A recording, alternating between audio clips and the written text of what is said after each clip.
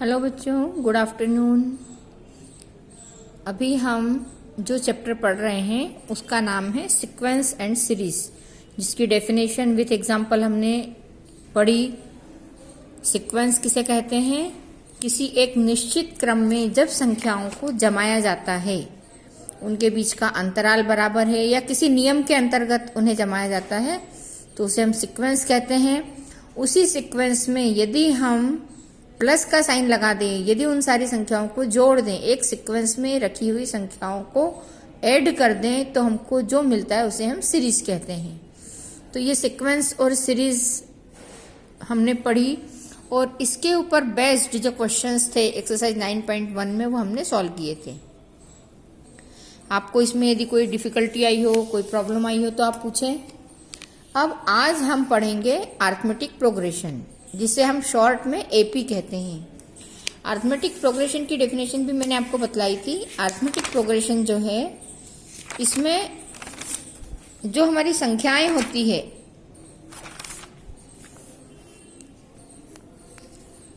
देखिए डेफिनेशन है, when a sequence और अ सीरीज, या तो सीक्वेंस या तो सीरीज, जब हम उसको इस तरह से लिखते हैं कि वो किसी स्पेशल कंडीशन या किसी स्पेशल नियम, किसी लॉ के अंतर्गत जमी हुई हैं, तो उसे हम प्रोग्रेशन कहते हैं।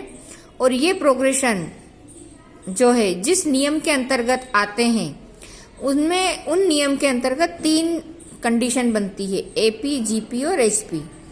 अब एपी के जो रूल्स फॉलो करते हैं उसे हम अरिथमेटिक प्रोग्रेशन कहते हैं, जीपी के जो रूल्स फॉलो करते हैं उसे ज्योमेट्रिक, और एचपी के जो रूल फॉलो करते हैं उसको हम हार्मोनिक प्रोग्रेशन कहते हैं। हमें इन तीनों के बारे में पढ़ना है। तो सबसे पहले हम पढ़ते हैं एपी, मतलब अरिथमेटिक प्रोग्रेशन के बारे में। आपकी जो अरिथमेटिक प्रोग्रेशन है इसमें हमारी संख्याएं जो है एपी में जमी हुई होती हैं। अब एपी की विशेषता क्या क्या होती है? हमारी जो सीक्वेंस या सीरीज है उसमें एक के बाद एक संख्याएं आती हैं। उसमें जो फर्स्ट टर्म आती है या फर्स्ट नंबर जो आता है उसको हम ए से डिनोट करते हैं। उसके बाद जो सेकंड टर्म आती है, तो फर्स्ट और सेकंड टर्म्स के बीच का जो डिफरेंस होता है उसको हम कॉमन डिफरेंस कहते हैं। और इस कॉमन डिफरेंस की ये विशेषता होती है कि ये कॉमन डिफरेंस फर्स्ट और सेकंड टर्म के बीच में जो होता है, सेकंड और थर्ड के बीच में भी वही रहेगा, थर्ड और फोर्थ के बीच भी वही रहेगा, या हम कह सकते हैं कि पूरी सीरीज या पूरी सीक्वेंस में ये डिफरेंस बदलता नहीं है, सब में एक ही डिफरेंस होता है, इसलिए इसे हम कॉमन डिफरेंस कहते हैं और डी से डिनोट करते हैं।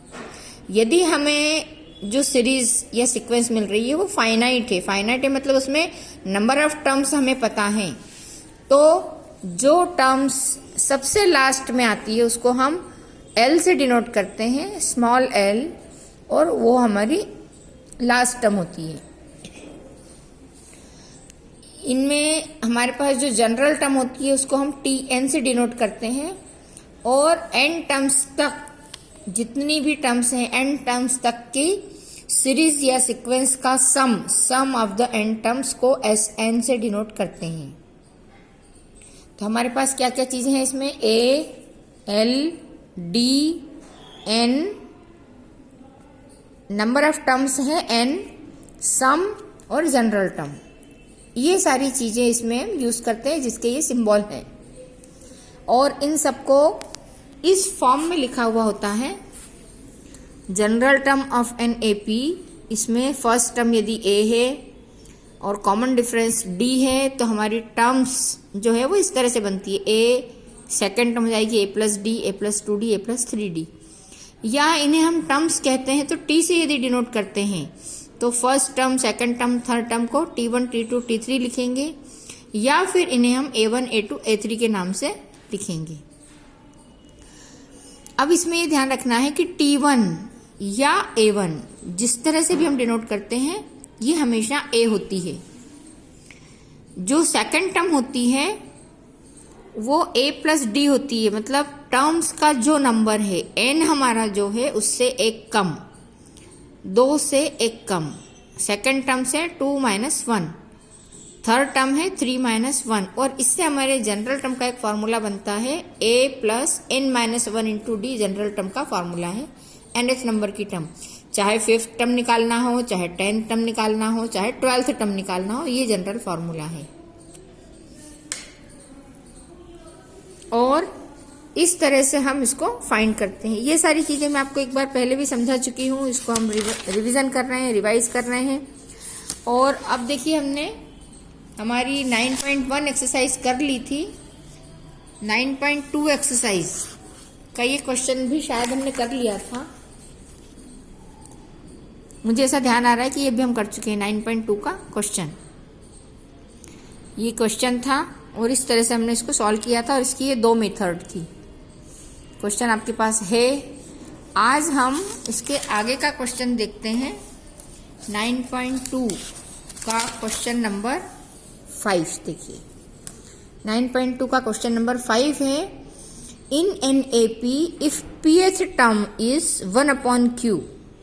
किसी एपी में pth नंबर की टर्म n की जगह p रखना है, और उसकी वैल्यू जो है 1/q है, या उसको हम 1/q कहेंगे।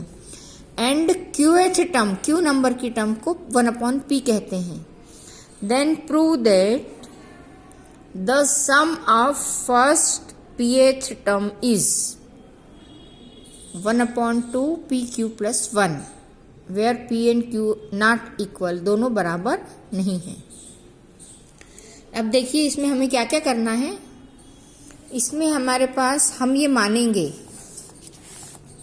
यहाँ पे हम लेट लिख देते हैं, ये हमने माना कि यदि फर्स्ट टर्म a है और कॉमन डिफरेंस d है, जो कि जनरली होता है, तो यदि first term a common difference d है, देन वी नो दैट हमारे पास जनरल टर्म का जो फार्मूला है, और वो फार्मूला है हमारा Tn equal a plus n minus 1 into D. इस फार्मूले में pth टर्म के लिए n की जगह हम p रख देंगे, और qth टर्म के लिए हम क्या करेंगे, n की जगह q रख देंगे। तो pth टर्म हमारी हो जाएगी a plus p minus 1 into D, और ये 1/q के बराबर है। आपको दे रखा है कि pth टर्म जो है 1/q के बराबर है। तो इस फार्मूले से, फार्मूला मैंने यहाँ लिखा है, इस फार्मूले से हमें रिजल्ट मिलता है, और इसको हमने इक्वेशन को नाम दे दिया a। फिर qth टर्म में हम क्या कर रहे हैं, इसमें n की जगह q रख रहे हैं, तो ये बराबर हो जाएगा a plus q minus 1 into D बराबर है 1/p के। अब हम a और b को सॉल्व करेंगे। a और b को सॉल्व करके हमको a और d की वैल्यू निकालना है, a क्या है और d क्या है। तो पहले हमने क्या किया, फर्स्ट a में से b को माइनस किया, ये है a, ये है b, a में से b को माइनस किया, तो माइनस करेंगे तो a से a कैंसिल हो जाएगा, यहाँ पे आ जाएगा p minus 1 minus q minus 1, p minus 1 minus q minus 1, तो ये माइनस से ये हट जाएगा, 1 से 1 कैंसिल होके बचेगा इधर p माइनस q, और इधर 1/q माइनस 1/p है। इसका हम एलसीएम लेंगे, एलसीएम लेके सॉल्व करेंगे तो यह आ जाएगा p minus q upon P Q, और इधर आ रहा है d into p minus Q. d equal है p minus Q upon P Q, 1/p minus Q से p माइनस क्यू कैंसिल हो गया, तो बचा 1/pq। ये जो 1/pq है, ये d की वैल्यू है, तो हमने d फाइंड कर लिया। अब d की वैल्यू को a या b दोनों में से किसी भी इक्वेशन में रखेंगे, तो हमको a की वैल्यू मिल जाएगी। तो value of a, small a की वैल्यू फाइंड करने के लिए इक्वेशन a में हमने d इक्वल 1/pq रखा। For value of a in equation a put d equal 1/pq। तो ये हमारी इक्वेशन a है, a plus p minus 1 into D की जगह 1/pq इक्वल है 1/q के। ये पूरी संख्या हम इस तरफ लेके आ गए इक्वल के साइन के, तो प्लस की जगह माइनस में आ गई, और इधर अकेला a बचा। इसका हमने एलसीएम लिया, एलसीएम लेने पर यहाँ पे q अकेला है और यहाँ पे pq है, तो इसको जब डिवाइड करेंगे तो यहाँ बचेगा p minus p minus one. जब ब्रैकेट खोलेंगे तो p minus p plus one, p से p कैंसिल हो गया तो 1/pq।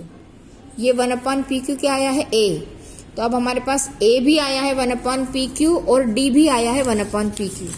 अब हम क्या करेंगे, क्वेश्चन में हमसे कहा है कि सम ऑफ pqth टर्म, तो हम सम का फॉर्मूला लगाएंगे s equal n/2 2a plus n minus one into D. अब इसमें हमारे पास a इक्वल भी 1/pq है और d इक्वल भी 1/pq है, तो हम pqth टर्म की वैल्यू फाइंड करेंगे। ये हमको मिलेगी n की जगह pq अपॉन 2 a की जगह 1/pq plus pq minus one into 1/pq। इस pq को हमने नीचे वाला जो था इसको कॉमन निकाला, तो 1/pq बाहर आ गया। ब्रैकेट में आएगा 2 प्लस pq माइनस वन, ये 1/pq बाहर आ गया। तो इस pq से ही ऊपर वाला pq कैंसिल हो जाएगा, यहाँ बचेगा ओनली 1/2। 2 इसको ब्रैकेट को जब हम खोलेंगे तो 2 प्लस pq माइनस वन है, तो 2 में से ये एक माइनस होकर यहाँ 1 बचेगा, तो 1 plus pq 1/2 into 1 plus pq। यही आपको प्रूव करना था, तो आपका क्वेश्चन यहाँ पे प्रूव हो जाता है। ये था क्वेश्चन नंबर 5।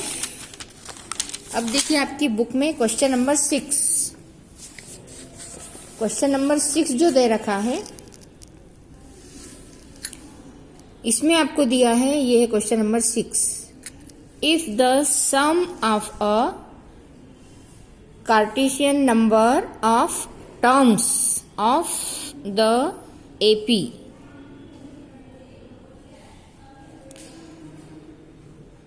ये नंबर्स हैं और इसमें उन्होंने कहा है कि 116 जो है सम है, तो आपको लास्ट टर्म फाइंड करना है।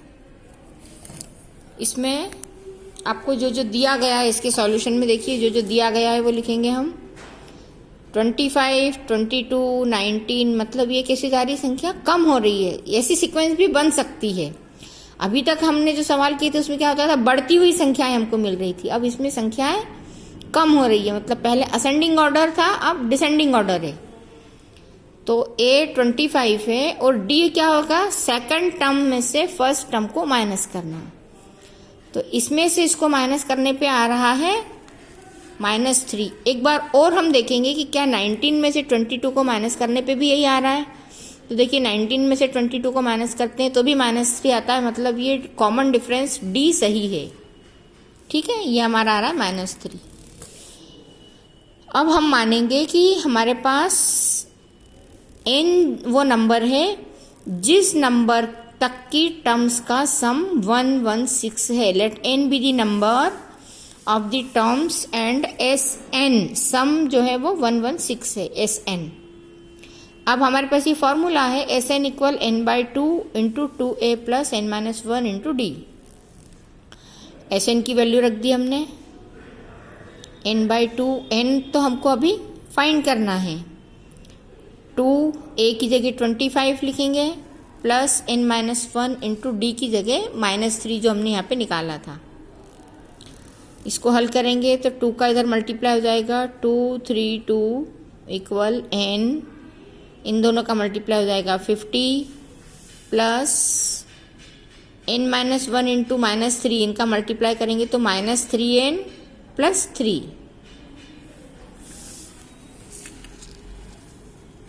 मल्टीप्लाई करने पे यहाँ आ रहा है 2 3 2 इक्वल -3n स्क्वायर प्लस 53। ये जो बाहर n था हमारा ब्रैकेट के बाहर n, इसका भी हमने अंदर मल्टीप्लाई कर दिया तो हमको ये संख्या मिली -3n square plus 53n।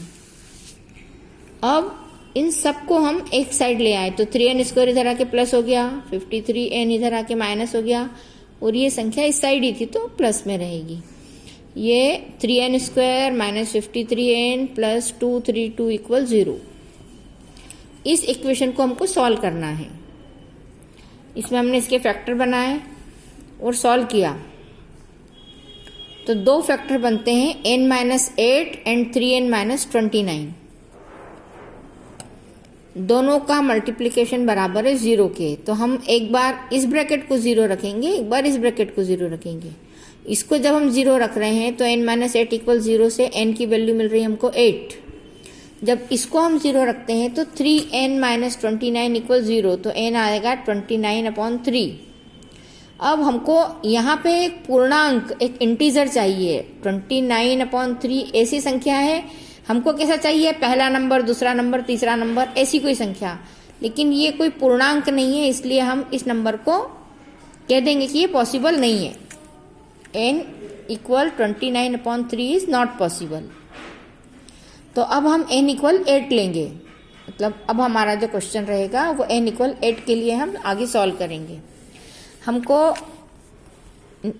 Last term बतानी है कि उसकी लास्ट टर्म क्या होगी। तो उस लास्ट टर्म के लिए हम लिखेंगे कि वो लास्ट टर्म है 8th नंबर की टर्म।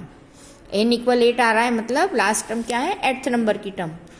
जब ये 8th नंबर की टर्म है तो हम जनरल टर्म के फार्मूले से Tn equal a plus n-1 into D से n की जगह 8 रखेंगे। तो T8 इक्वल हो जाएगा 25 प्लस 8-1 इंटू -3। 8 में से 1 को माइनस किया तो 7 और -3 का इसमें मल्टीप्लाई किया तो 21। 25 माइनस 21 इक्वल आता है 4। मतलब जो हमारी लास्ट टर्म है वो 4th टर्म है। नहीं, लास्ट टर्म जो है वो तो 8th नंबर की टर्म है, लेकिन 25, 22, 19 ऐसे जो कम होते होते आ रही है, तो उसमें सबसे लास्ट टर्म 4 रहेगी, जिसका कि सम 116 रहेगा। तो आपको हर तरह का एक एक क्वेश्चन में करवा रही हूँ। तो ये वाला क्वेश्चन आपको समझ में आ गया कैसे करना है। अब देखिए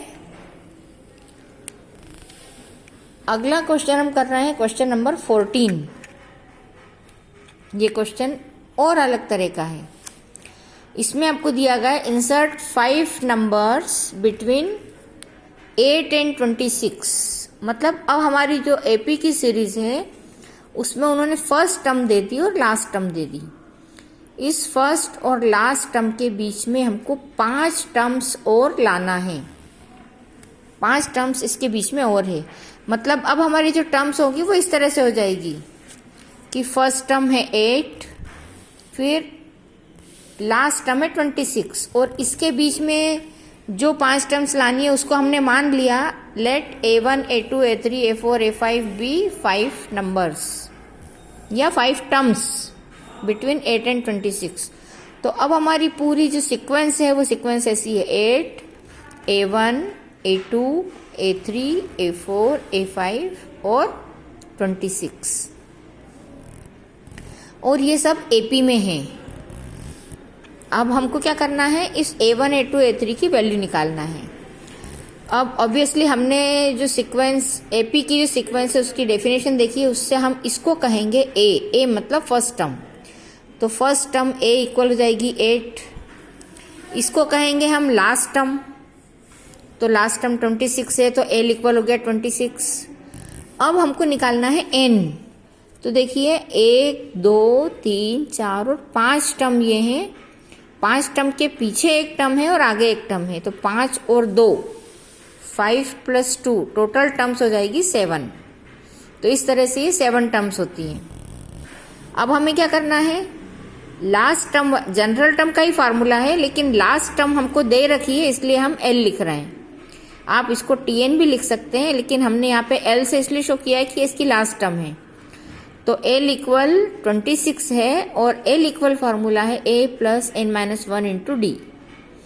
तो L की जगह हम 26 लिख देंगे, A की जगह 8, n-1 तो हो जाएगा 7-1 इंटू डी।